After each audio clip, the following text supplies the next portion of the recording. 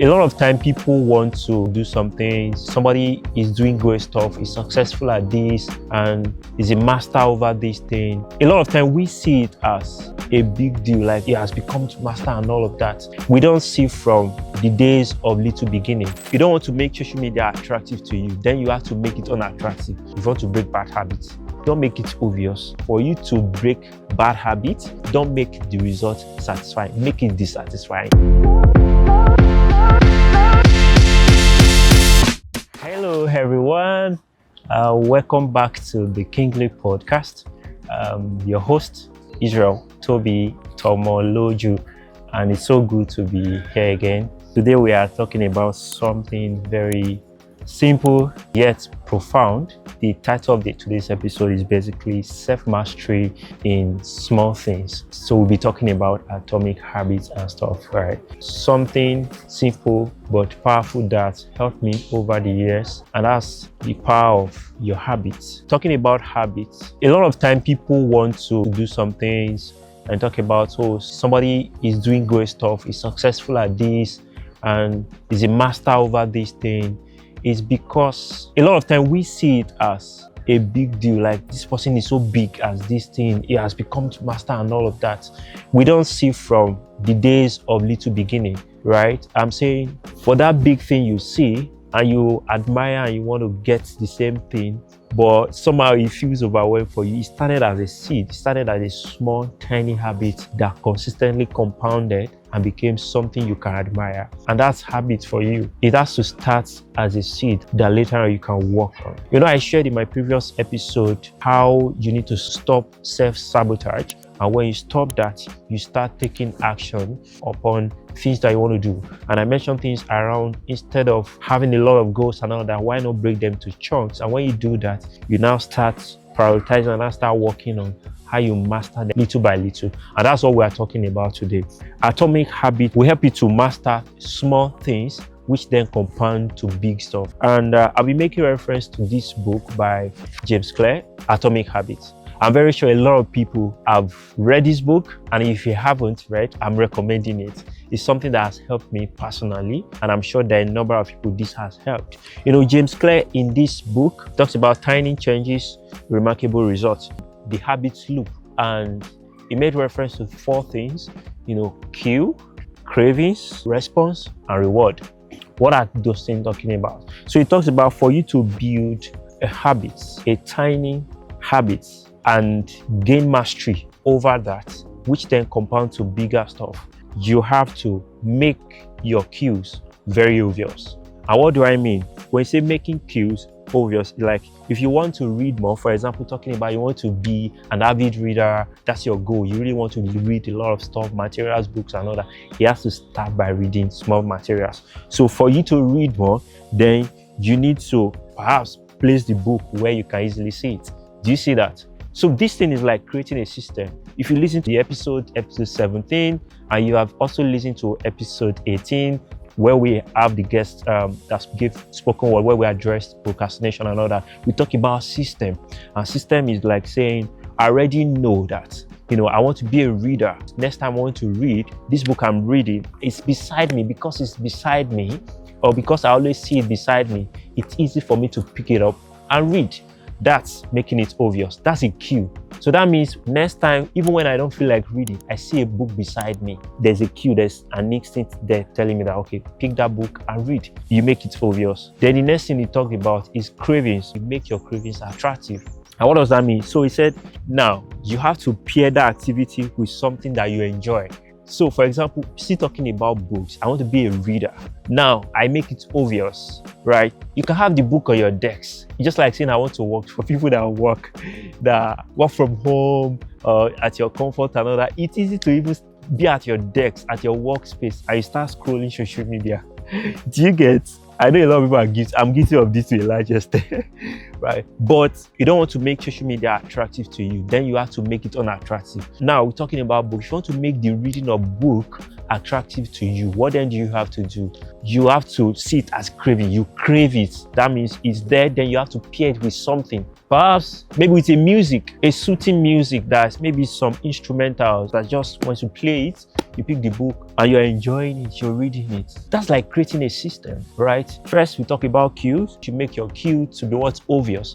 And the second, we're talking about cravings. And we mentioned that you have to make your cravings attractive, right? So the third, he talked about response. You have to make your response easy, right? It's like saying you have to reduce friction. Don't overcomplicate it. So your response has to be easy. For example, saying that you want to read, you make it obvious. It's on your desk, paired with another activity which will have to make it attractive for you. But you have distractions around. It's like saying you have people, can you read where it is noisy and all of that? No. That means you now have to be telling everyone, please, can you excuse me? Can you excuse me? Or please, can you stop talking?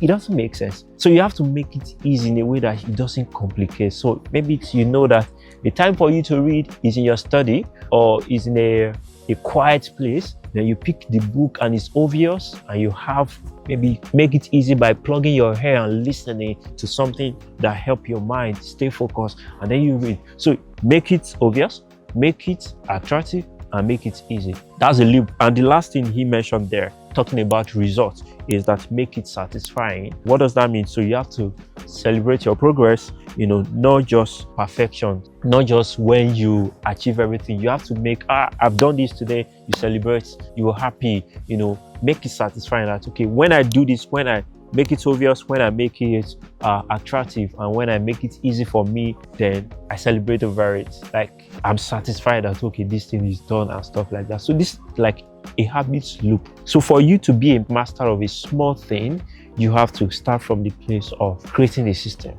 and which is an example that I've talked about. For example, now, for me, I know that I'm a morning person. What do? I create a system whereby I wake up very early in the morning.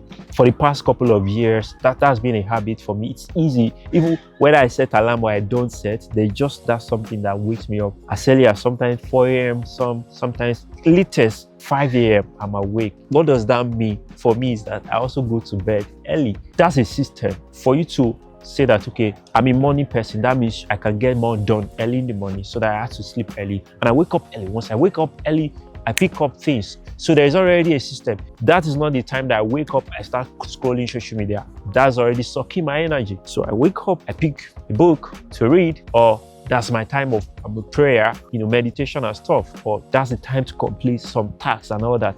And after that, I know before everybody start coming out and all that, I'm done praying, I'm done that. Then I know that I'm going to the gym, right? And I set out the days I'm going, and maybe the days I'm not going, I use that time for something else.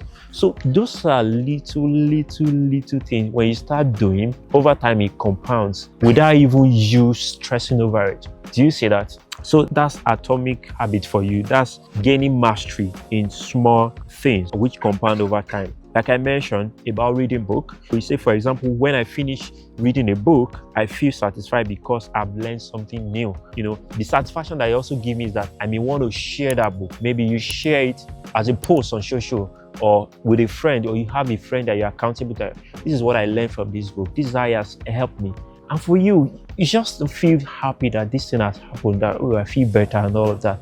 That's gaining mastery in small things, right? That feeling becomes a rewarder, reinforce that habit you're working on. So the same loop is the same way you also break bad habits. We mentioned about gaining mastery, gaining good habits. The same way you also break bad habits. How? Your cues. What's the cue? First, you have to make it not obvious. If you want to break bad habits, don't make it obvious. What do I mean? It's like saying you don't want to be taking what's called soda. It shouldn't be found in your freezer or your fridge or beside your bed or something like that. You have to make like it should not be around you, so that it won't be easy for you to just pick, because which leads to the next thing, cravings. You will crave it. If it's easily seen, you will crave it. Then another thing which is attached to that is make it unattractive. For me, for example, when I eat normal food, I don't take soda. I will feel bloated, to be honest, and I'm not kidding. Instead, I just take water, right? Or if I snack or stuff like that, I can easily take that, right? So for me, that's already unattractive. That's like breaking bad habits. Now let's talk about the response. Instead of making it easy, you now make it difficult. Do you get? For example, some people, they eat bread and all of that, and okay, for the way for me not to eat bread is that I don't go out to buy bread, or I don't allow anybody to bring it to my house or stuff like that. So these are tiny things that compounds over time.